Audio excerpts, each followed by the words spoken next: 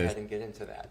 Yes, sir. All right, now we're about to hear about Jim. I have a feeling. Weird. Here we go. Can you explain that to the jury and also explain about the time frames for that? Yes. Wow. In 2017, we were discussing my upcoming departure from active duty. We were discussing, starting a family, several things, and Mindy was very actively watching all of our spending because she wanted to make sure that we were in the best position financially, and she started noticing odd deductions from our accounts that weren't tied to anything that we were doing. Sometimes they seemed to be, the ones she showed me were, they didn't even have transaction numbers. It would just say something like payment, and hundreds of dollars would go. Weird.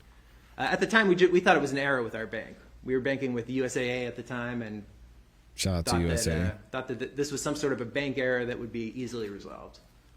Did you tell other people about the bank issue outside of Mindy? At this time, I don't know that we did. We might have, but again, in early 2017, we did not think that this was a serious issue.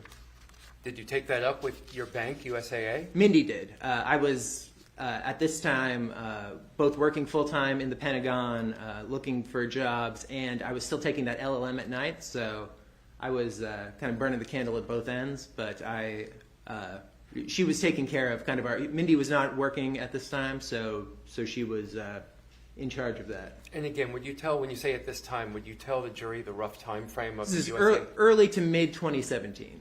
Okay. Please let me get my questions out so that the court reporter can get it all down.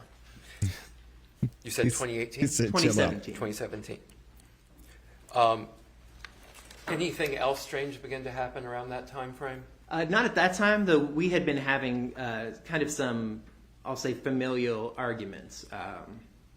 Mindy, it started with Mindy and my brother Chris, and kind of evolved over time to include our parents. It was, at that time I believed it to be kind of normal marital, a new wife, somebody that they didn't know very well, and that these were kind of growing pains that we were going through. Mm-hmm. When you say marital arguments, were those arguments between you and Mindy? Sometimes, but more often between Mindy and my brother at this time. Your brother Chris? My brother Chris. Okay. Any other weirdness begin to happen later? Yes, sometime in late 2017, we had seen kind of a brief reprieve where we thought that things had, our bank had fixed the issues, that things were no longer going wrong, and suddenly it kind of restarted with a lot more than it had before, and we also started seeing vandalism at our house. I would sometimes get anonymous emails stating, that I was going to be hurt or killed. Our mail would go missing. Things of that nature. Did you ever report that to any law enforcement? I did. Who did you report that to? I reported that to the Federal Bureau of Investigation. How did you report it to the FBI? On their website somewhere, they had a, report a crime, and I filed a complaint there, and I believe Mindy also filed a complaint there. Where were you living at the time? I was living at 3805 Adrian Drive in Alexandria, Virginia. That was the house that Heather and I had purchased while we were married, and I continued living there after the dissolution of our marriage. And then later, when I met Mindy and she moved in, we lived in that house. Did you report it to the Alexandria Police Department? I did not. What county is Alexandria in? Virginia is a little strange, but there is an Alexandria City part of Alexandria, which is, so they are their own county, and then there is a Fairfax County part of Alexandria, which is where I lived. Shout out to Did you report it Fairfax. to any county law enforcement? I did not. A lot of Navy folks What out in happened Virginia. after? I'm sorry, can I say why? He The mail, my interrupted understanding, him. was a federal crime, as well as the banking issues, and since they all seemed, I imagine that they were all connected, I did not think going to local law enforcement would accomplish anything except for a police report. Pardon me, but let me backtrack for a moment. Yes, sir. When you were at the Pentagon, was there ever any publicity surrounding your name? There was. What was that about?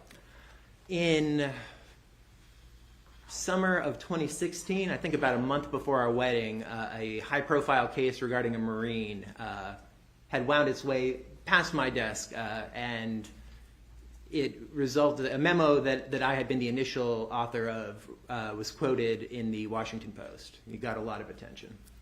Why did it get a lot of attention? I think because of the both some of the underlying facts of the case. I wasn't involved in the underlying facts of the case, but several Marines were killed in Afghanistan by a corrupt Afghan police officer. There were some very salacious, awful personal details about him and crimes he committed against children, and it had to do with emailing classified information. That was the case that came to me, was this Marine who had retained and then emailed in unclassified form classified information. And for any of you who remember the 2016 election, that was a big issue about who was putting what on unclassified emails. So I think that kind of the timing, a couple months before that election, it was a perfect storm to get some press attention. How, if at all, did that press attention affect you at the time?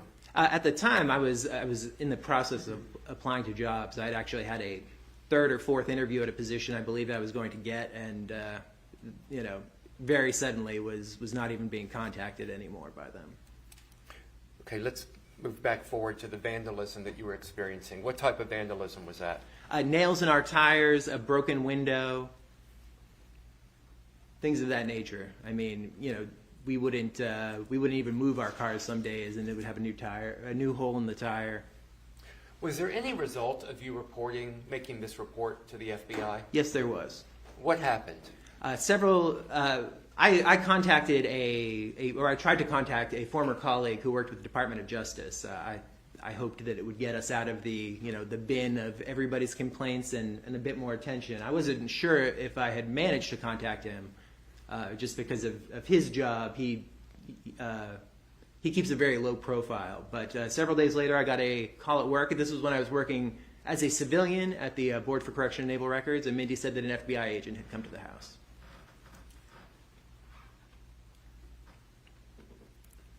What did you do after learning that an FBI agent had come to the house? I asked her what they had talked about. She said that he was there in regards to what had been happening to us, that he would be returning in the near future. I don't recall everything. It's been, 7 years. I'm not sure exactly what she told me that day versus what I learned shortly thereafter. What was the name given by the FBI agent? Jim McIntyre. Here we go. What happened next with respect to Jim McIntyre? He came back a couple days later. Did you meet with him at that time? I did. Tell us about that. He came to the house. I believe he had called to schedule it to make sure that I was going to be home at the time.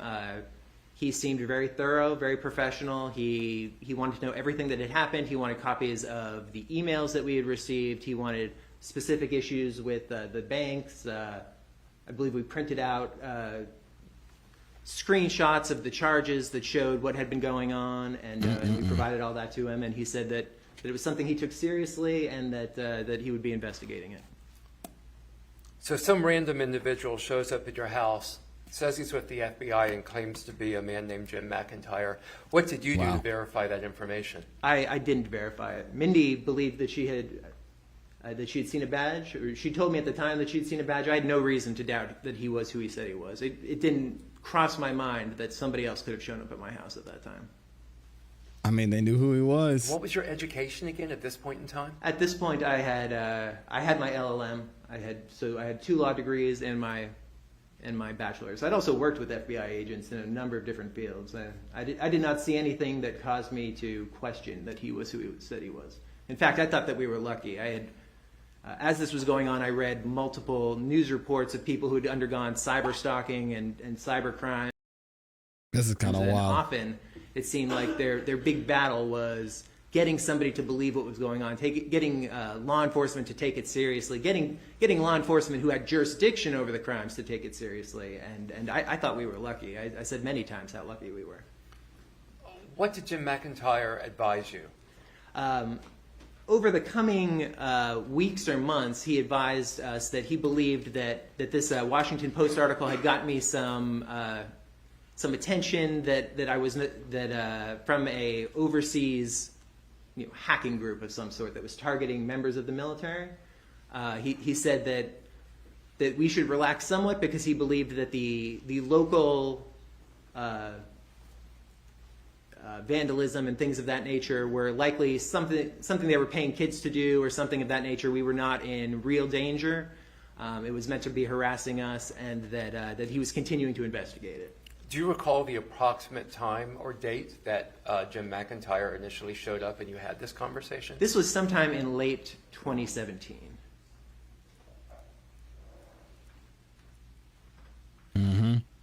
Did you eventually leave your Doing a lot of civilian talking. job with the Navy? Yes, I left my civilian job in February of 2018. What did you do at that point in time for work? At that point, I believed I was being employed by a software company that he had connected me to, that Jim McIntyre had connected He me said, I believed. What software company did you believe you were employed by? The name changed multiple times over the years that I believe I worked there. The ending name was Apis Limited. That I believe I was Which I working believe is there? the Latin word for bee or something like that. Well, Like a bumblebee or a honeybee. do Why would you know point why that Jim out? McIntyre Dang, would he's lying, help you man. find a job? Yeah, Yeah. I believed that he was helping me because of our situation. That he knew people, which is not uncommon. Private sector and the government on criminal, especially cyber investigations, often have to work very hand in hand. And as I had talked to him, and I was hoping to find something that would allow me to work from home, because despite his reassurances that he did not think at that time we were in real danger, I was very uncomfortable leaving Mindy home alone. We had suffered a very serious car accident. She had a lot of health issues following that, and leaving my frail wife at home by herself when we're undergoing this was something that really bothered me. When you were working for this company that eventually becomes Apis Limited, where were you working from? I was working from home. So this was remote work? This was remote work. Where were they headquartered? I believe they were headquartered in Colorado at the time. Though I believe they were incorporated in Wyoming. I saw some incorporation documents, and that's not uncommon. Wyoming does not have a corporate income tax, the same way that most large corporations are Dang. headquartered in Delaware. Amy's good. Because of the laws. What was your role within Apis Limited? I was an attorney, kind of a general counsel role, though it carried with it a lot of kind of other stuff. Sometimes I would be called on to help look This dude through is lying. data, records that were being generated by the software. What was the nature of their business? The nature of their business was AI software development, basically using artificial intelligence software to analyze data and find connections between it. Were you doing any coding for them at this time? Very little. Sometimes I would be asked to look at something. I do have a somewhat of a coding background, but it was not something that I was called on regularly to do because, frankly, there were other people who were much better at it than me. I think, sometimes there are situations where everybody else knows too much about a problem, and somebody who's looking at it with fresh eyes can help, but very rarely was I asked to look at any coding. Were you still with this company in 2019? Wow. Yes, I was. Sorry. And that's about the same time that Heather is coming, finally bringing it to a head to collect this divorce obligations that you have failed to perform? Yes. So when you like agreed crazy. to pay her $1.5 million, what made you think that you had $1.5 million? Mr. Jim McIntyre told me I did. If I could back up just a little, Please. Because that year, the year 2018 into early 2019, a lot had happened. In May, we were told to leave our house. He said that there were arrests being made and that there was nobody. It was a holiday weekend, I believe it was Memorial Day weekend, and that we would not. He was worried we would not be safe if we stayed there. That somebody might do something rash, and Wow. and we were terrified. We kind of grabbed our dog and we went down to Williamsburg, Virginia. There's a naval base right outside Williamsburg, Naval Weapons Station Yorktown, that has little vacation cabins on, and we kind of huddled down there for the weekend and came back thinking that everything was over. It was not over, obviously. Things continued. If anything, it picked up pace. The Not buying money it, going, Nick. disappearing, the issues with our bank accounts, the issues, with emails, mail, vandalism of our house. So Is there any evidence we of were in that? contact with Mr. McIntyre, or man, we knew it was Mr. McIntyre again, and he started looking for other suspects. He said at that time it was clear that somebody else was doing this, and he was casting a wider net. Why would Jim McIntyre know how much money you had? Because there was a large sale or licensing agreement that was completed at some point. I wasn't getting paid by this company. I was paid only in stock options, and I was told that this large sum of money was being given to me. I believe this was late 2018. Honestly, it felt kind of like a lottery ticket. It was something that I had never expected, but we had real issues with getting a large chunk of money because we couldn't put a couple $100s into our account without it going missing within a matter of minutes, if not hours. So during that time, he said he set up a trust. He showed us extensive documentation where it would be invested and care would be taken of it, and it wouldn't be anything that we could touch or until it was safe to do so, and also it would be, thankfully, something that nobody else could touch because of that. Why is this guy So on the stand? eventually you go into court in Virginia because Heather's attempting to get this $1.5 million from you, correct? Yes, we were dealing with two loans that were both under $20,000 and a mortgage that was about $550,000, maybe $600,000. So this $1.5 million was something that Jim had suggested to me to make an offer to her, both because in the lead up we were unsure if Heather might be involved in what was going on against us. She was one of many suspects that he discussed with us. He went into really great depth in everybody in our life, and he said this was one of those situations where if she wasn't involved, I would never have to pay her anything. It would all be forfeited when she was arrested. If she was not involved, she had suffered along with us through this. There was an effect on her life. Things that she had to deal with in terms of her employment. So, Why would you tell the judge that Mindy was the impediment to you paying the $1.5 million? At the time, that's what I was told. What? And you heard the judge warn you that you better come up with that money in the next week, correct? Absolutely. And what did the judge tell you would happen if you didn't come up with that money in the next week? That I would be held in contempt and arrested. Did you come up with that money in the next week? I believed I did. Why did you believe you did? Because when I returned home, both Mindy and Jim McIntyre were there. I thought I was going to have to go to Atlanta to meet with Mindy. She had been gone for several days, but Jim said that this was, kind of his last investigative step. Jim was just hanging out with Mindy, huh? To Heather and to Mrs. Thomas, and he said that she was not involved in what was going on. That he had wired the money. I had a wire confirmation, and I had bank documents later showing that money coming out of the trust, and I assumed that everything was settled. Do you have any of that documentation right now? I do not anymore. Why not? Because we left that house later that year, and I don't know if we left it there or if it has something that we lost over time, but we moved a lot. So You say, when you say you left that house, you're referring Where's to the the house in report to the Alexandria? FBI? yes, yeah, Where are the bank Adrian Drive statements? house in Alexandria, the one that Heather and I had purchased together. So the court issue was January of 2019, is that correct? That's correct. That's hilarious, When Steve. did you leave your house in Alexandria? I left my house in Alexandria in late October of 2019. And did you leave the state of Virginia at that time? No, I did not. Where did you go? I went to the Charlottesville, Virginia area. It's roughly 2 hours southwest of Alexandria. Why did you move to Charlottesville? We were looking at relocating to Charlottesville. It was an area that we both like. It's more rural. It's very pretty, and we were hoping to live there. Where did you stay in Charlottesville? We stayed at a rental property, and I was told that the gym, within a day or two, had rented us a longer-term rental that we could use, and that we would be moving into that. Where were all of your personal and household effects at that time?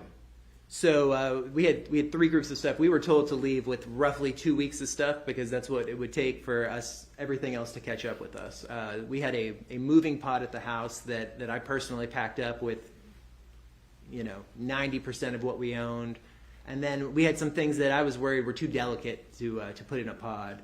I called Mr. McIntyre and said, if I put this in here, it's going to be destroyed. Things like photographs, framed pictures, china. And he said to get a local storage unit, put it in there, and give him the key, and then he would help. He would have it moved later on. What? And was it moved later on? I have absolutely no idea. You weren't concerned that all of your goods? I was very concerned about our things, but I was told it was moved, but I have absolutely no idea if it was actually moved. And who found your place in Charlottesville? This doesn't make any I sense, found man. our initial rental in Charlottesville. He had found what he told us was going to be the long-term place that we were. And where was that long-term place? I believe it was Nelson County, or it's a little west of Charlottesville, and I haven't been there in a couple of years, so I forget the exact name of the county. Now, you're still working for APIS Limited at this time? I am, 12, 15 hours a day at times.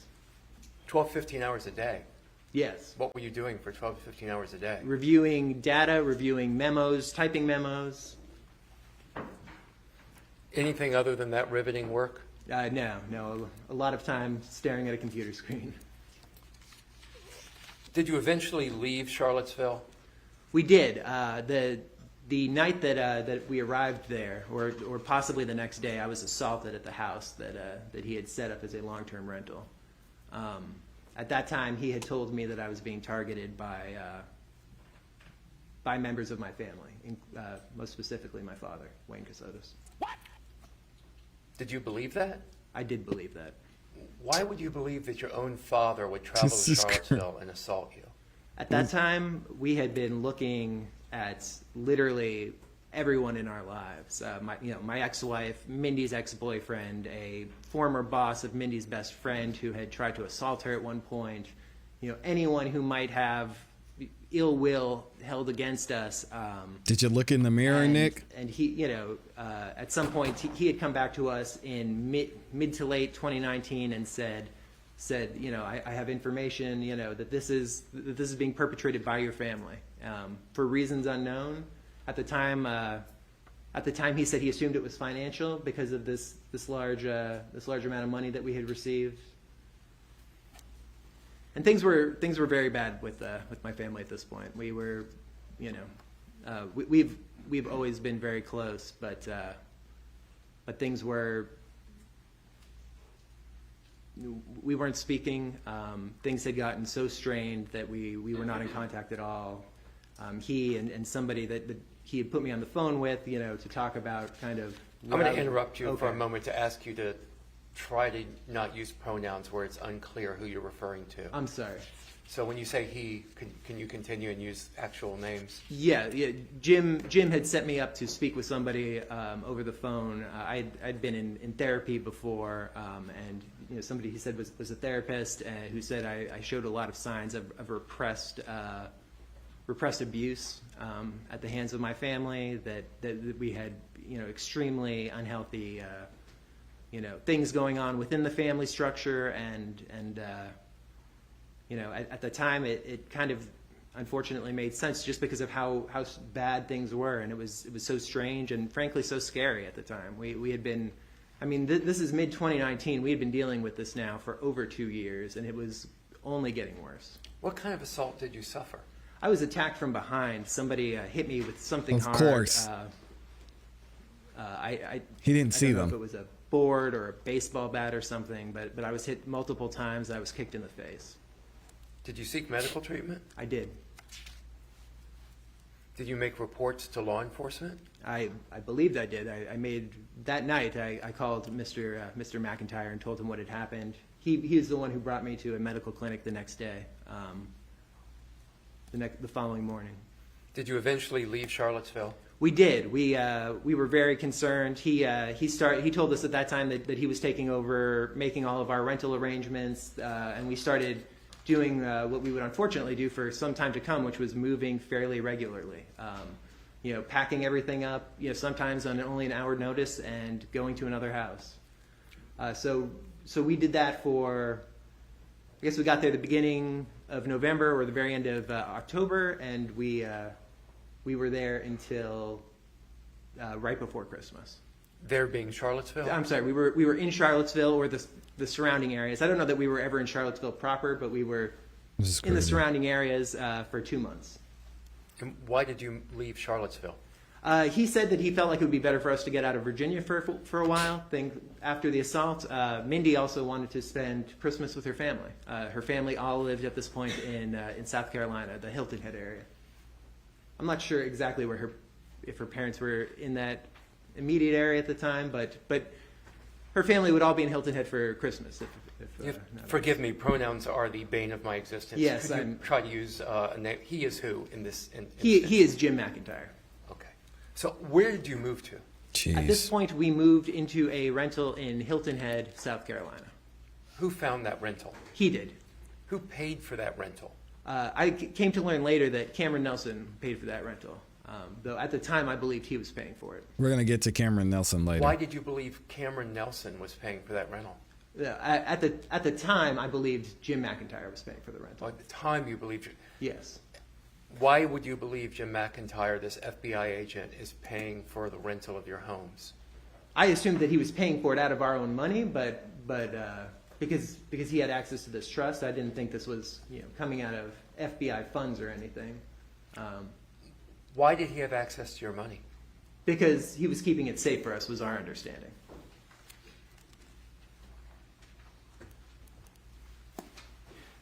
So you moved to the Airbnb in Hilton Head. How long were you there?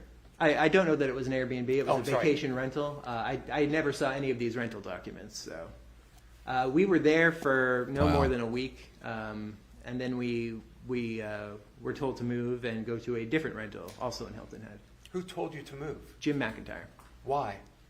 Because he said that if we stayed in one place too long, that we might be found, that it was dangerous. How were you feeling at this time? I was frankly terrified. I mean, even we had our dog Rusty. Bringing Rusty out to the bathroom was kind of a fraught exercise. I was always worried that somebody was going to be driving by and see us. I was still physically suffering the aftermath and mentally suffering the aftermath of the assault. I was absolutely terrified all of the time. So approximately, when did you move to Hilton Head? We moved to Hilton Head in roughly late December of 2019. It was either Christmas Eve or we might have arrived the night before that. I believe we arrived the night before, the evening of December 23rd. And how long did you stay in Hilton Head on this portion of We your stayed life? in Hilton Head for just over 6 months. We left the second week of June. And how many And places? Amy pointed this out with the body language. You can see even the difference was when he's talking and he's nodding his head. He's talking like this. And then certain times when he says other things, I don't know if he notices it, but you can clearly tell he's not telling the truth because he's shaking his head like this, man. Amy, I'm ruined. Shout out to our resident body language expert, Amy, giving the amazing insight that I'm seeing displayed here during this testimony. It's hard to watch. Did you live in over that 6-month period? I would be estimating, but 15 to 25. You moved Jeez. 15 to 20 times during that 6-month period. Yes. How would you move your things? We had, at that time, a couple of cardboard boxes. As time went on, those obviously get destroyed. And we had plastic bins that were delivered to us. And when those would get destroyed, we would get new ones. And Now they he's would get shaking beat his up head too. no. Did you have a vehicle at this point in time? At this point in time, we Amy, did. what Yes, are you we doing had to my me? Chevy Silverado. Jeez. So of those approximately 15 places that you lived in Hilton Head during this time, early 2020, how were those places procured? By Mr. Jim McIntyre. We never knew when we would move. We never knew when we would move out. Sometimes we would be in a place for 6 or 7 weeks. You know, those were rare but wonderful, and sometimes it would be every 2 or 3 days. Sometimes with literally an hour to pack. He would say, "You have to be out of the house in an hour. This is where you're going. This is the code to get in. You know, pack your things." Crazy. Why did you believe Jim McIntyre was paying for all these places? I believed that the money was being paid for us. I believed that he was protecting us because of this investigation. How did Jim McIntyre get Cameron's credit card information? I have Let me just finish the Okay, question, sorry. please. In order to have Cameron pay for all of this, I have absolutely no idea. did you provide it to him? I did not. But Cameron provided you with her credit card information, correct? Yes, Cameron provided me with a physical credit card as well as the billing address. These are Doug is basically redoing his intake questions for this guy. It's like going back through. I know I already asked you this 6 times, but let's review this again. I believed we were using for food from time to time. Oh and man. 2 initial rentals when we had first left our home. One in Alexandria where we stayed while I was packing up the home, and then the first one in Charlottesville where I thought we would be. And I specifically reached out to her about those 2 rentals, and then I did not think that we were putting anything else large on that card, so we did not talk about it for some time. You gave Jim McIntyre access to your financials? I gave Jim McIntyre access to literally everything. I believed because of the investigation and that it was necessary. Financial, you know, my bank accounts, my email accounts, my social media accounts, absolutely everything. And so did Mindy.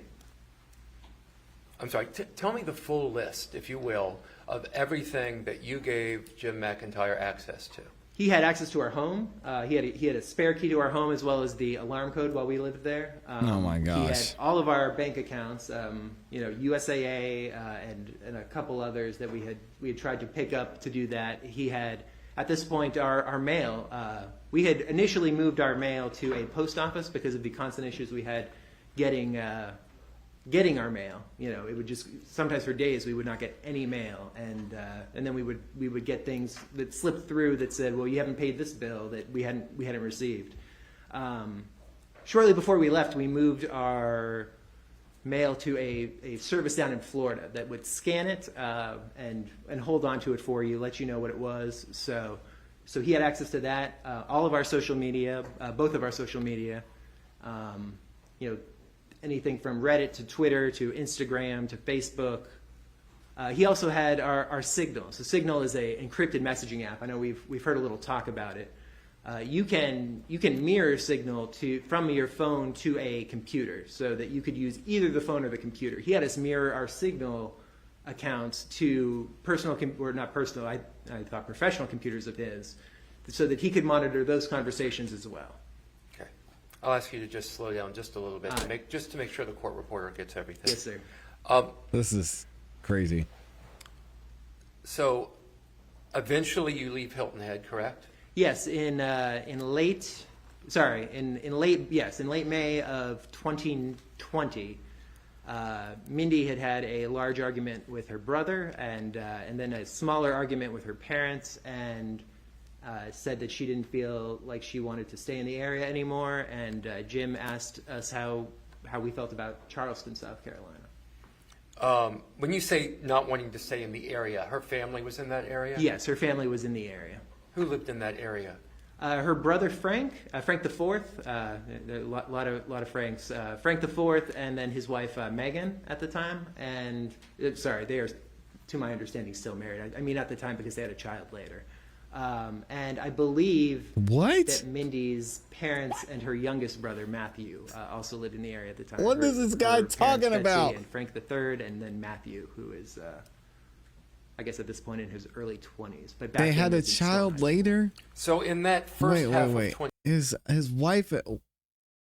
Again, Amy's got me in body language expert mode. Amy, what was that? They were married, and then at the time, it's still his wife, but then they had a child later?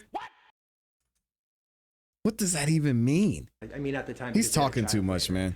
I gotta rewind.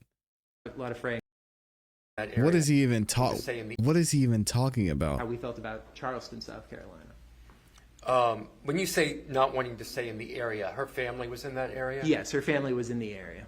Who lived in that area? Her brother Frank, Frank the Fourth, a lot of Franks. Frank the Fourth, and then his wife Megan at the time. And sorry, they are, to my understanding, still married. I mean, at the time because they had a child later. And I believe that Mindy's parents and her youngest brother Matthew also lived in the area at the time. Her parents. What does that Betsy and mean? Frank the Third, and then Matthew, who is, I guess at this point in his early 20s, but back then was still in high school. So in that first half of 2020 period, It's his how wife would you at the describe time, the but I mean, they had a relationship child that later. you had with Frank the Fourth and Megan? I'm confused. I thought it was generally quite good, though when he and Mindy had their large argument, I didn't speak to them. You know, it's kind of, you know, if your wife is fighting with her brother, you don't talk to her brother. What? You let them deal with it. Okay. That doesn't So- make any sense. Again, I'm sorry. Would you tell me again where did you move after May of 2020? We moved very briefly to Charleston, South Carolina. Why did you move to Charleston? It was What something year that was Jim had this? suggested. You know, how we asked how we felt about it. Neither of us had ever been to Charleston, and we said we would try it. Weird. What kind of work, if any, was Mindy doing at this time? Mindy was not doing any work at this time. Why not? She had left her job shortly before we got married. And it was not a healthy office environment. She had briefly run an events company in Virginia, but that wasn't really work she enjoyed. It was just something that she did, I think, to keep busy. And she had launched a podcast, but after the first season of that, because of everything else that was happening, she did not do the work for the second season. While you're moving 15 times in Hilton Head, who knows how many times after that, you'd mentioned strange things earlier. Were strange things continuing to happen to you? I mean, we still did not have access to any of our bank accounts. We couldn't even log into our bank accounts. You know, we tried on various occasions, and, you know, it would say, you know, the password doesn't work. If we reset the password, we wouldn't even get the email. But other than that, like, physically, we were not still having the damage to the houses that we were in, anything like that. Okay. How long are you in Charleston? We are in Charleston for only a week. Why only a week? A couple things. Mindy had Mindy throughout this stretch had some health issues. She had been very sick back in February, and then had something that we just didn't understand in June. Was at the hospital for a couple days, but neither one of us really liked Charleston. I'm not a city guy, so it was a little too developed. You know, not enough What? privacy. So Charleston? we said to Mr. McIntyre that, you know, it wasn't a place that we thought that we would Charleston, South see Carolina. ourselves long term, and he said that he would find something else. And a day or two later, he came up with Beaufort, South Carolina. You reference, we'll get to Beaufort in a I moment. know these places very well. This guy's You tripping. reference Mindy's health issues. What health issues was she Charleston having was at too this time? developed. She got very sick in February. You know, over the course of 2020, I, you know, did kind of extensive spreadsheets on when I thought she had different symptoms. She had, you know, at the time what appeared to be a very nasty cold. Shaking his head but, no again. You know, later I questioned whether it might be COVID. And then in June, the week we spent in Charleston, she had some sort of I don't know what you would call it, a spell. She started shaking uncontrollably. Her eyes were very, very large. Her pupils dilated almost to the edge of her eyes. I was absolutely terrified. So what kind of treatment, if any, did she get for that? I was told that she went to there's a large hospital in Charleston, and I forget what it's called. I think it's affiliated with a college or university, but I was told she was brought there, that they tested her extensively and couldn't find anything over the period of 2 or 3 days, and she was better and returned.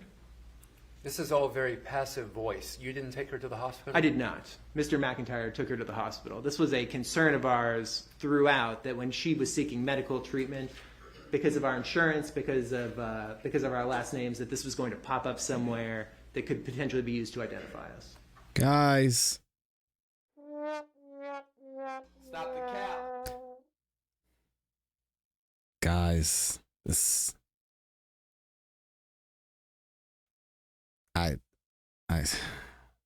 this makes no sense. Are y'all buying this? Do you guys believe this? I don't. Jim took her to the hospital. You say because of your insurance. What insurance did you have in 2020? At this point, I believe we had Medicaid or Medicare. I had not procured it, so I'm not 100% sure. Mr. McIntyre had signed us up, and Do you recall what state that? it was in Virginia. We still had Virginia driver's license. We were still registered to vote in Virginia. He told us that we would maintain that until we settled somewhere where we knew we were going to settle. This was kind of a moving target to find out where we were going to end up. So who decided to leave Charleston? We told Mr. McIntyre that was not a place we wanted to stay long term, and therefore, if we could, a city, especially if you're very concerned about your safety, there's a lot more people moving around. There's a lot more traffic. It did not do anything to calm us. So where'd you go next? We went to Beaufort, South Carolina. It's a little town, I guess probably 45 minutes to an hour northeast of Savannah. And how long were you at Beaufort? We were in Beaufort for 8 months until mid to late February of 2021. Where did you stay in Beaufort? Again, we moved regularly, probably another 15 to 20 places there. And how did you procure those places to reside? Mr. McIntyre procured those places. Oh my gosh. Now this time we had learned that Miss Nelson was paying for those places. How did you learn that? In April, so 2020 was the COVID year. In April, she had sent. She is who? Cameron Nelson had sent Mindy and I a message saying that because her husband runs restaurants, and at the time it looked like all restaurants might be shutting down for the foreseeable future, that she would not be able to keep paying for our rentals if things did not change quickly. Did you learn at that time exactly how much money she had lent you up to this point? I had not, no. I was livid. It was at this time that we learned that Mr. McIntyre was not a federal agent. How did you learn that? I had a conversation with him as to why this was, why he was charging a friend of mine's card. Why wasn't there, either coming from our own money or some sort of official fund. Why this was happening.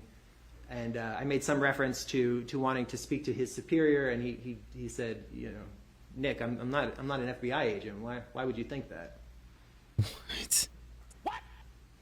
Did you continue to maintain your relationship with him after you found out about this? We did, after following, probably the worst argument that Mindy and I ever had.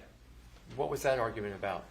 He moved us in the days after that to a rental that we were not happy with. At this point, we were living with Mindy's father and mother, Betsy and Frank III, as well as Matthew, the youngest brother. He had moved us to a rental that we were not happy with, but for the first time, we actually had a rental agreement that showed how long the rental had been paid for. It was a different company than I think they were normally procured through. So for the first time, we knew that we had, I forget if it was a week or a week and a half, and I said this is, we shouldn't be dealing with this anymore. Like we have a week or a week and a half. We've got to figure out a plan. We've got to, cut ties with Jim. Like I feel like I've been lied to for years.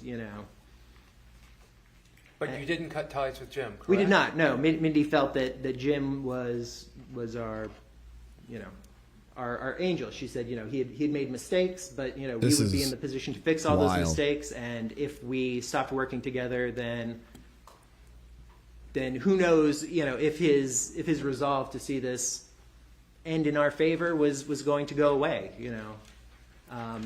what would we be doing in the meantime?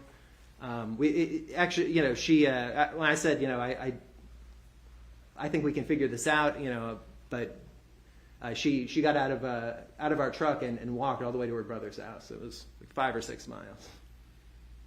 Did you inquire of Jim McIntyre why he was doing all of this work for you if he was not with the FBI? Absolutely. What did you learn? I learned that he was the majority investor in this company that I was working for. He also said that he had worked Jesus. extensively with the FBI, and I had many phone calls with people I believed to be, even following that FBI agents. You mentioned living with Betsy and Frank III, correct? Yes. When did you first live with them? This would have been April, right around the time of the COVID shutdowns, the first COVID shutdown. So late March, early April of 2020, Frank III had a knee surgery, and he was living with Frank IV at the time, but given that entire house is on 3 levels and the living levels are all a full level up in the air from the garage area, then he was not going to be able to get up those stairs following his surgery and was not going to be able to maneuver around the house following the surgery. So we asked Mr. McIntyre to ensure that we had a 1-level rental that had enough bedrooms, and Frank and Betsy came, and Matthew came as well. I think he was a high school kid. I think he kind of enjoyed sleeping somewhere away from home. Wow. So what was the point where you were living with Frank IV, in Frank IV's home? That was not until the following February. Okay. So you leave Beaufort, South Carolina, February of 2021, correct? Yes. And then where do you go? We go to Frank IV's house in Hilton Head, South Carolina. How long are you at Frank IV's house? 16 months. We leave in June of 2022. How much were you paying him to stay there? We were not paying him to stay there. Did you feel like a freeloader? I absolutely did. Why didn't you pay him any money to stay in his home? We had no money to pay him. I thought you have a job with Apis Limited. Yes, that job, I was told was generating money, but we did not have a bank account at this point. We did not have access to any of these funds. We asked multiple times for Jim to send money to Frank to offset the cost. We understood that there was food, there was dog food, involved in this, but he said he always said he would look into it, and then he would always say, if I do this, it's potential that somebody's going to learn where you are. Why did you leave Frank IV's home? He filed to evict us from the home. Why did he have to take that step? I didn't think he had to take the step, Lee. but there had been a lot of discussions about when we were leaving. We would be given a date, then the date would pass, and I think he got tired. He got tired of waiting. When did you eventually leave Frank IV's home? I believe it was June of 2022. And where did you go after you left Frank IV? Oh, let me go back to Frank IV's home. Who all was living in Frank IV's home at the time you were living there? Yeah, it was myself and Mindy. Betsy, Mindy's mom, was living there the entire time we were there, as well as Frank IV and his wife Megan and their daughter Harper, who had been born in late 2020. I think September 2020, if memory serves. At some point, Frank the third also moved into the house after we had been there maybe 6 to 9 months. I don't remember the exact date. Matthew never lived there. Matthew had finished high school in Dublin, Georgia, and while he visited multiple times, he then was going to a junior college somewhere in Georgia. When you left in June of 2022, where did you go? Oh, let me go back. At this time, when you were living with Frank IV, again, was there any of this weirdness, strangeness that you described going on then? No. No, actually, this was the safest place we had felt in some time, both because of Frank IV's background, the security at the house, and the setup of where the house was located. And very briefly, what is Frank IV's background? He's a police officer. Where did you go when you left in June of 2022? We went to a La Quinta hotel in, actually, I think this one was a motel in Savannah for 5 days, and then we moved to a La Quinta hotel in Savannah. I believe they're both in what's called the Midtown area, but I don't know the Savannah neighborhoods that well, to be sure. Who found the first La Quinta that you moved into? Mrs. Betsy Mebane. Who paid for that? She paid for that first one, for those 5 days, and then I believe she paid for 2 days at the second one. Why did you move from the first La Quinta to the second? We were coming up on the weekend, and she told me to go in and book us for the weekend. And when I went in, the price was much more than I anticipated it would be. So I contacted her, and she said, no, that's way too high. And then she contacted the other one and found their prices for the weekends to be significantly lower, and said she would come and pick us up and move us. Do you know why Jim McIntyre didn't find you a place to live? We were very angry with Jim at this time. Why? Because we felt that he had made this situation with Frank, untenable. Frank IV untenable. Jim had made the situation with Frank IV untenable. Here we go. By promising things and then not delivering on them for a long time, and we were trying to assert some boundaries with him. Okay. Where did you go after the second Doug said, La Quinta? okay. After the second La Quinta, we moved into the house at 311 East 65th Street in Savannah. Who found that house? I found that house. How did you find it? On Airbnb. Who paid for that Airbnb? I paid for that Airbnb. You had no income. How did you pay for that Airbnb? At that point, I did have income. I had sold a short story to Sony Pictures and had made several $100,000, and we had managed to what get was the story? that money, and one of our boundaries with Jim was we were going to understand where we lived, how long we lived there, and we were going to pay for it. Was that short story fact or fiction? That was fiction. What type of fiction was it? What was the story? Horror fiction, dark fiction, Would you describe... scary stories. I'm sorry. I said scary stories. Yeah, would you describe what dark fiction is? Yeah, it's horror, thrillers, things of that nature. Stories that are meant to be scary and exciting. How did you get involved in that? I had read it for, pretty much my entire life, and then I started writing it as a hobby. I'm not exactly sure. 2016, 2017. Nothing at that point that I anticipated being anything more than a hobby that was shared, anonymously on Reddit. Yeah. How did you publish those short stories?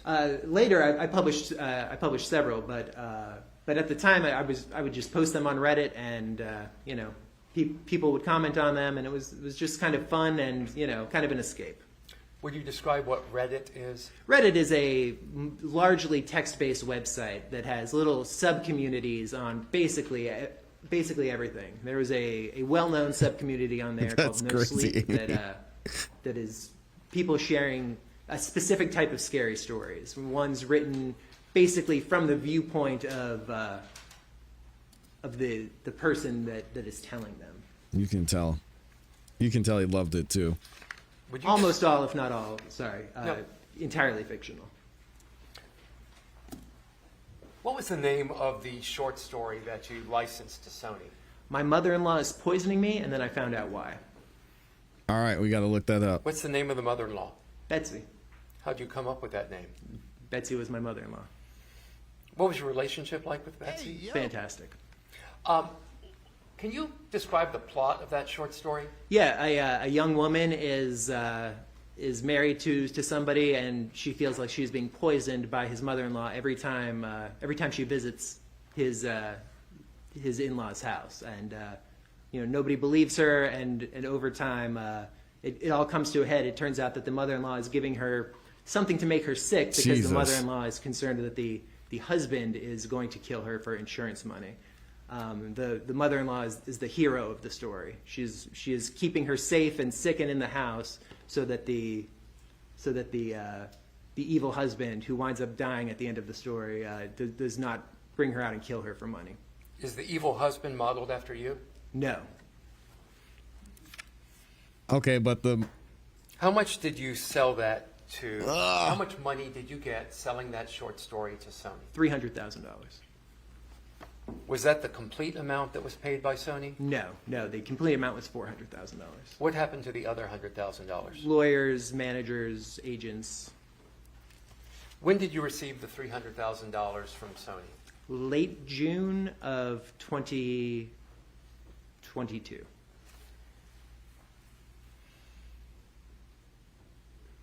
And how did you receive that money? In what form? It was sent to a bank account that Mr. McIntyre had said he was comfortable with their security, that he was going to help keep safe. Renaissance Bank, I believe there's one right across the street from here. I thought you told law enforcement that Jim McIntyre facilitated giving you that money. He facilitated in that, he made sure that I could get it safely. He also said that he was involved. The original story got picked up by Sony because it went kind of viral. It was featured on a TikTok channel. I don't use TikTok, but I've got it pulled got up on attention Reddit there, too. And then from there, it spread dropped to the link Twitter. too He for you said guys. that he was working with some, I don't know what you would call it, web-based companies that are designed to get attention on certain things. Give me a second, guys. Now, you said that you had learned prior to this that actually Cameron's credit card had been used to pay for a lot of your rentals and expenses, correct? Yes, that's true. So when you received that $300,000, how much of that did you give to Cameron? I did not give any of that to Cameron. And why not? Because I believed that there was more money coming shortly thereafter, and that this was the money that we were going to both get ourselves settled with and get Mindy's parents settled with. When did you move in, approximately, when did you move into the Airbnb on East 65th Street? Late June of 2022. I believe it was the 26th or 27th. Can you describe that Airbnb? Yeah, it's a small house, one level. You walk up 2 or 3 steps to get in, and then it enters into a small living space. There's a sofa along that front wall. Sorry, I'll stop gesturing. I know that the record can't pick it up. Directly across from there is a small hallway. In the center of the hallway, there's a bathroom with a shower, and on either ends of that hallway, there are the two bedrooms of the house. To your right, there's what appears to be a small extension with another bathroom that contains a bathtub and the washer and dryer. If you continue to your left, it kind of makes an L shape, though if you look at the house from above, it is a rectangle because of those bedrooms. You have your kitchen, a small eating area, and then around that corner, you have another living area with the TV and access to the backyard. Can you describe the backyard?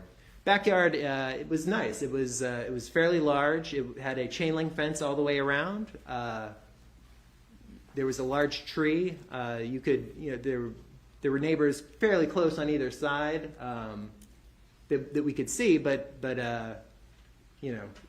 it was a family on one side and a kind of a construction area on the other side, and then back to a lane where they would collect the trash from, and people would sometimes drive down it.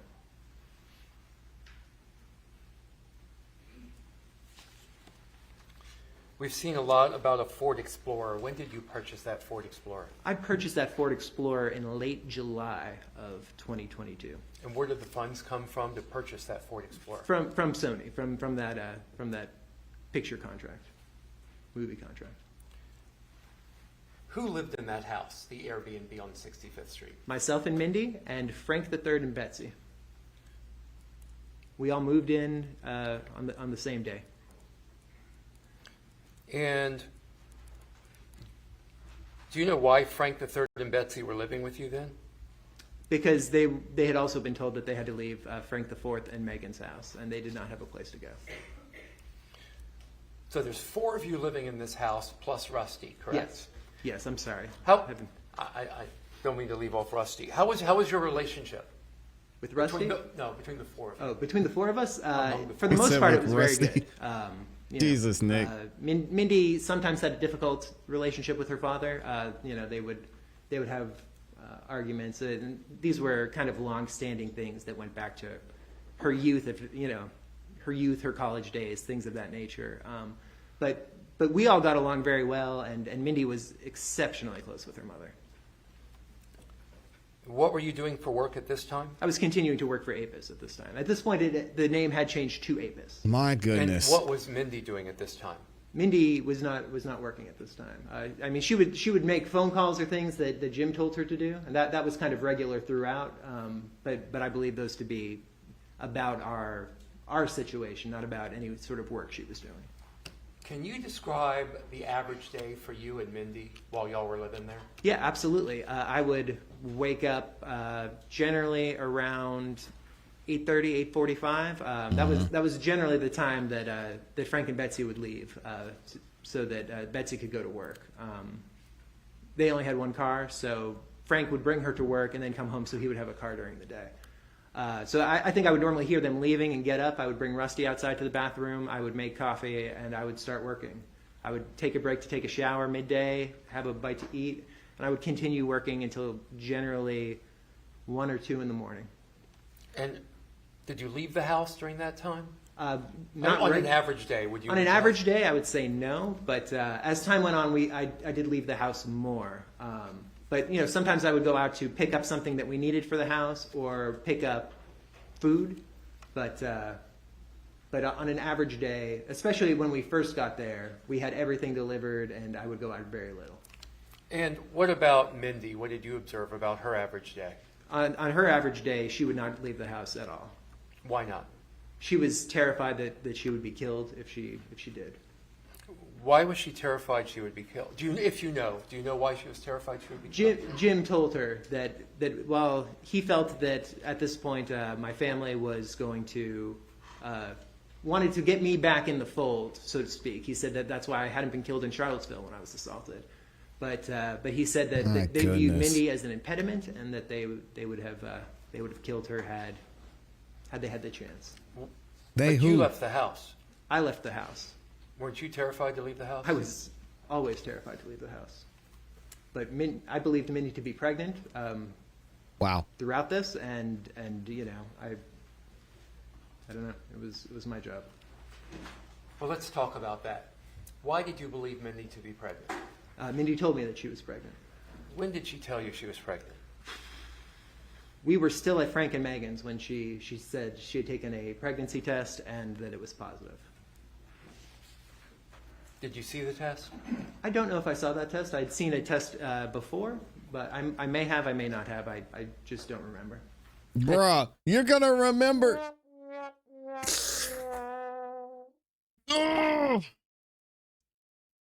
What? You don't remember if you saw the pregnancy test? Nick.